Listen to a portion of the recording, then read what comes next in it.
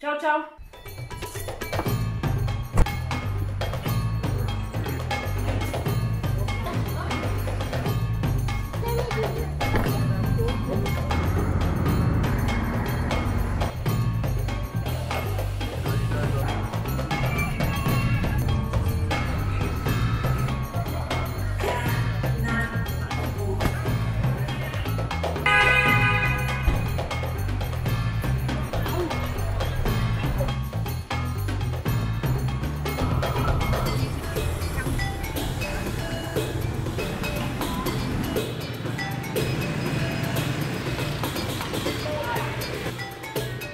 Здравейте, аз съм Лора и се намирам в Ханой, Виетнам. Това е стария квартал, точно пред хостела съм, в който се настидних преди няколко часа. Толкова бях скапана от дългия близо 7 часов полет, че помирисах възглавницата и направо заспах. Няма какво да ви лъжа.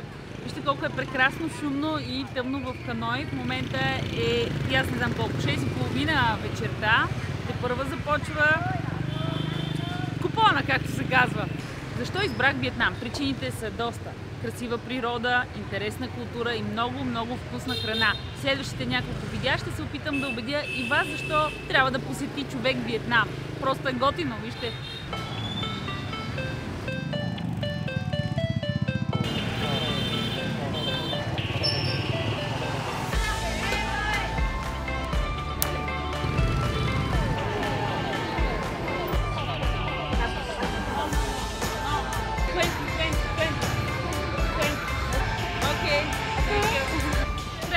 На улицата и ми каза, айде, взимай, моме, давам ти поничка. Предполагаме поничка. Аз не исках, но си взех просто. Дадох 10 000, не 20 000 донги, защото тя си повече. Пазарих се, представяте ли си?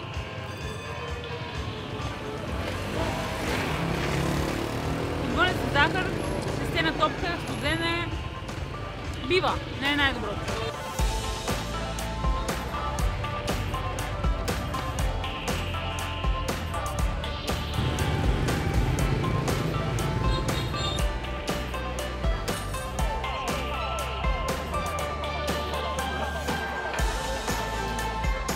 От хостела директно дойдох в това кафене, то е супер известно. Приготвят ето това нещо. За него съм тук. Кафе с разбит с захар, яйче, жълтък. Много е популярно. Виетнамците са луди по кафето. Вижте, той направо е като десерт. Кафето е някъде долу, а отгоре искам да го опитам. Много прилича на тирамису. Страхотно. Много е пукав. Яйченият крем отгоре, кафето е топло, сервират го в купички с вода. Струва 25 донга. За мен беше много интересно да разбера, че виетнамците са супер фенове на кафето. Това е приятна изненада, защото и аз съм така. Те са и втората държава в света, която изнася най-много кафе след Бразилия. Предимно робуста. Но кафето във Виетнам винаги е сладко. Вижте на какви миниатюрни столчета се сядат тук. Не само в бъдете, но всякъде, защото всяко едно заведение. Смятат, че ще са супер неудобни, но не са. Те са и дървани, между другото, в повечето заведения, които се срещнах, докато идвах от хостела насам, видях, че са пластмасови, но хората си капат и пиват на тях. Много са забавни.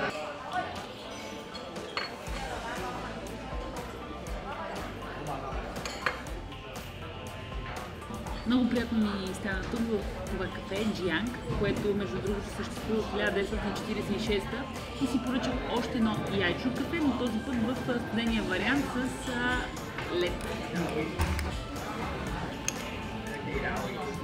Десерт. Голям, който има кафе, вълшебна работа. Наистина. И като се прибера в България, сигурно ще се направя лято. Първите ми впечатления от Ханой, трафика е наистина убийствен. Толкова е шумно. В първи момент си казах, супер опасно да пресича улицата, макар че не е час пик, но го направих. Пълна с улични търговци, една ме изменти, продаде ми супер скъпи пържени мазни топки, не бяха добри и се надявам това да е най-лошата храна, която ще опитам в Виетнам. Толкова хубаво е.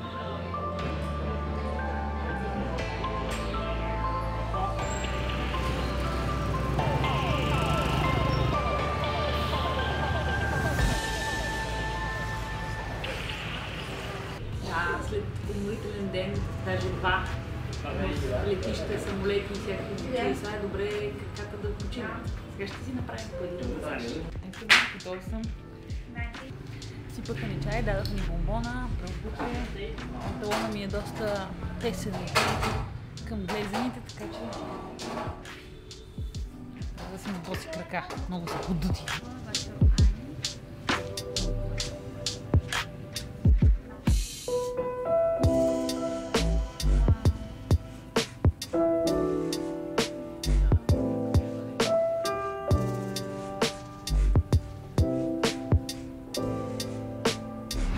Релаксирана след масажа, особено по дилата.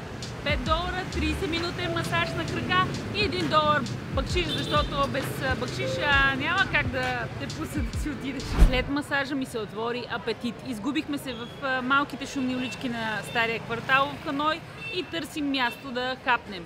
Как ще го изберем? Трябва да е пълно с местни хора, да няма много туристи и дори да чакаме за място е окей. Просто да има навалица там и да мирише вкусно. Това е златно правило.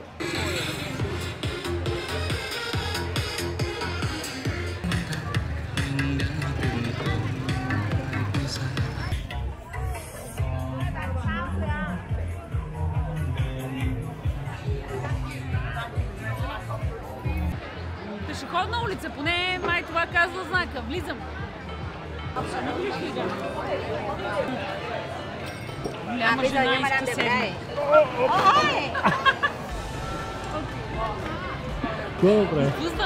Бутнах си стола. Седнах в едно шарено заведение, тук е пълна улица, много е приятно. И пия първата бира в Виетнам, ханойска бира.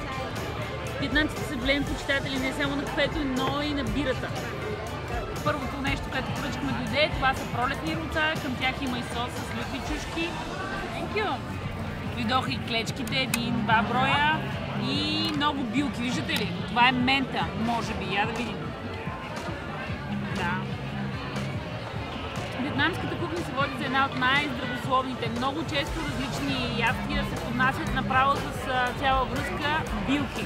Доста четох в България предварително за тях, но видим дали ще ги разпозная примерно утре, когато си поръчам това или нещо друго по-питателно. Сега взема ролцата. Много е свежа ментата и по-различна от нашинската. Хрупкави и много малки, както виждате. Точно не знам с какво са пълни. Едните бяха зеленчукви, тези не са. Спилешко. И доста черен пипер има в тях. Много черен пипер. В тази част на Виетнам използват доста черен пипер, за да подлетят ястията. И тук не е различно. Особено в тази пънка за пролетните ръца.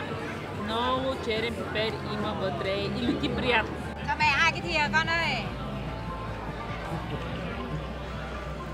Иде второто ястие, което поръчахме. То е с ориз. Ето го, най-отдолу. Пържен ориз с яйца, има зеленчуци, парченца говеждо и отгоре пържен лук или чесън, май е чесън. Ще пробвам и от него. Отдавна не съм яла с клечки.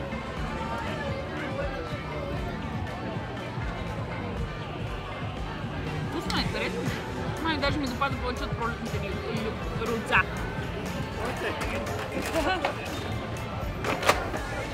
До нас имаше едни симпатични хора и жената ги премести много набързо и каза: идва полицията, преместете се. И ги премести на една съседна маса отвътре, за да може да се минава. Аз продължавам да си капам и чакам следващото. Да.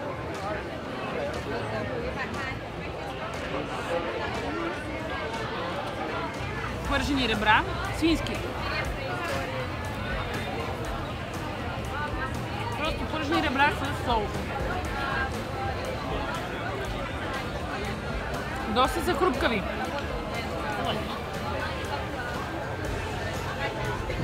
Най-много от всичко ми харесва ориза с говеждо. Сега ще плащаме. Искам да видя колко ще струва тези 3 ястия и 2 бири на оживена улица в буквалния преносен смисъл. Я да видим. 320 000. Аз ли да ги платя? Ужас. Най-неудобният момент. Само как звучи 320 000. Това е малко скъпо за Виетнам, но все пак е доста централна локация и заради това цената е по-висока. Това са някъде около $15. 320 000 донги.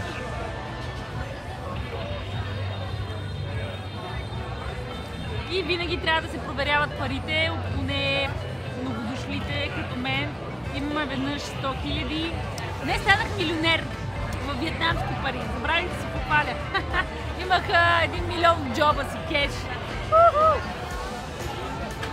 100 000 и 10 000. Човек бързината лесно може да ги обърка, но трябва да се внимават и да се броят. 50 и 20 000.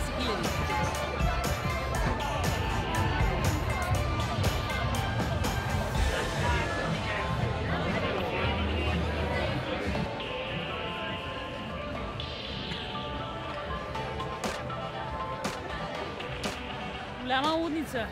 Мина веселата уличка, сега нататък нещата стават доста по-спокойни. Всичко се случва на улицата. Храна, търговия, но коя е улицата? Честно да си кажа, в Ханой съм, това го знам, Виетнам, да, но къде? Идея нямам. Добре, че си изтеглих приложението Maps.me и карта на Виетнам още преди да дойда и съм си свалила всички важни точки. Къде е хостела? Виждали се човечето? Колко сме близо до хостела. Това е хостела, в който сме отседнали. Ето е и уличката, на която сме. Друго важно нещо е, че още на летището си взехме виетнамски сим карта. Цената е 250 000 донги за 14 дни.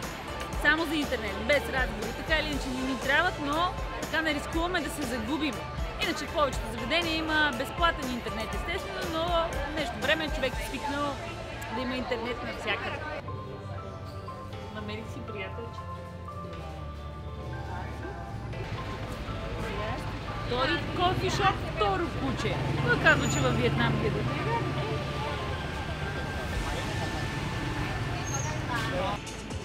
Много ми е приятна вечерната разходка из Ханой, стария квартал. Все още е пълно с хора, малко намаля трафика, което успокои нещата, това е добре. Влизам постоянно в някакви магазинчета, които предлагат кафе. Ще си взема най-накрая. Но не сега. Сега продължавам да се разхождам. Супер е.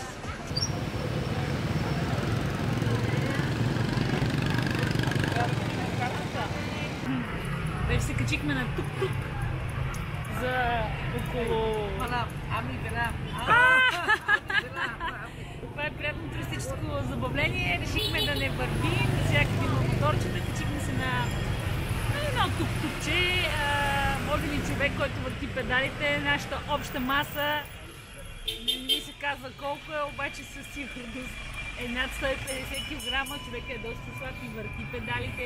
Взени от стария квартал, ще отидем до езерото, което е много близо до стария квартал и ще ни върнем. И това ще ни струва 200 000 донги, което е под $10. И чувството, че всеки миг някой ще те бутне, но някакси са като риби в морето. Разбират се към между си и не се удрят. И сега не съм видяла нито една катастрофа, някакси успяват. Много ми отива шапката. Както обичам да казвам. Чао! Както да не знам нито една дума на виетнамски, винаги отивам подготвена на местата, на които пътувам. Ще си науча урока за утре и ще знам поне благодаря как е на виетнамски.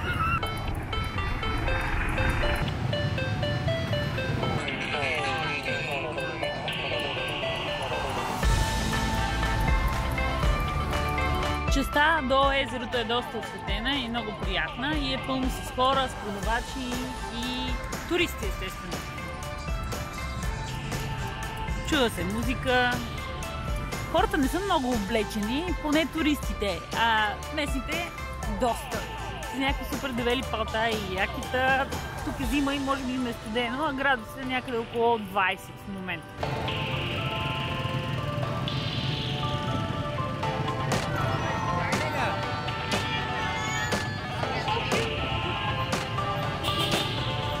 Всички са много мили и усмихнати.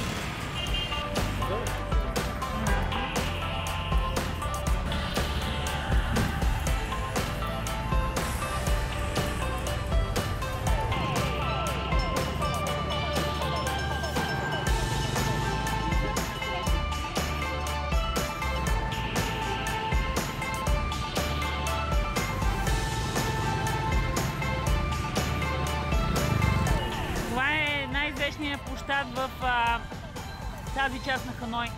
Освен, че е доста натоварена от коли, моторчета и велосипеди, има и пресичащи... Казвам, че ще взе нещо. Има пресичащи пешеходци.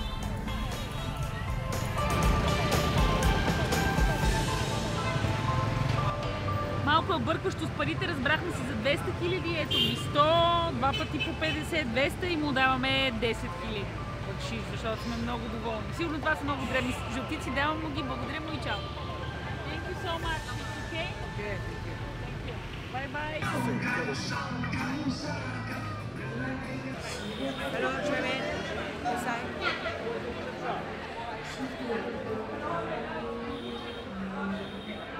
Всеки те приканва да седнеш в неговото заведение.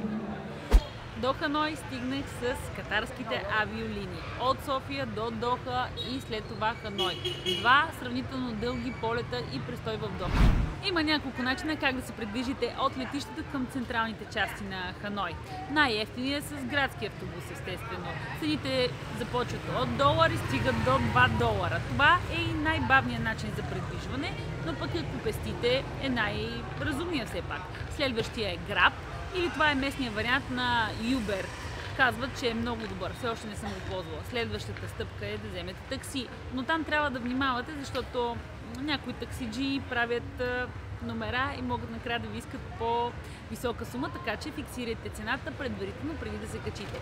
И най-добрият поне за мен вариант е да се свържете с мястото за настаняване, хотел, хостел, все тая и те да ви чакат с табелка на летището и направо да ви закарат където трябва. Това е най-чистия и бърз вариант.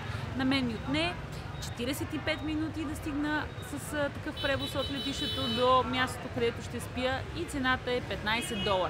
Като я разделим на 2 или 3, се получава съвсем разумна сума. Отива ли ми?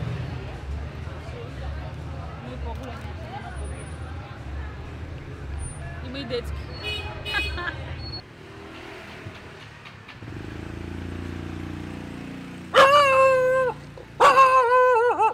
Уморих се от толкова емоции, цветове и вкусове и време да си лягам. Намирам се пред хостела, който ще пренощувам.